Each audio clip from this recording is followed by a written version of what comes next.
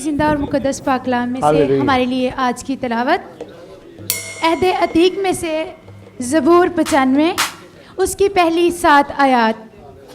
कलाम खुदा में यूँ मरकूम है, आओ हम खुदावन के हजूर नगमा सराई करें, अपनी निजात की चट्टान के सामने खुशी से ललकारें, शुक्रगुजारी करते हुए उसके हजूर हाजिर हों, मज़मूर गाते हुए उसके आगे खुशी से ललकारें, क्योंकि खुदावन खुदाए अज़ीम है और सब इलाहों पर शाह अज़ीम है।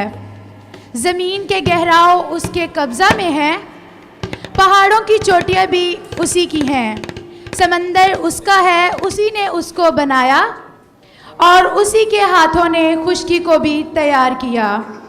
आओ हम झुकें और सजदा करें और अपने खालिक खुदावन के हजूर घुटने टेकें, क्योंकि वो हमारा खुदा है और हम उसकी चरागाह के लोग और उसकी हाथ की भेड़ें हैं। काश आज के दिन तुम उसकी आवाज़ को सुनते। कलाम खुदा का पढ़ा और सुना जाना हम सब के लिए बरकत का बायस हो। आमीन।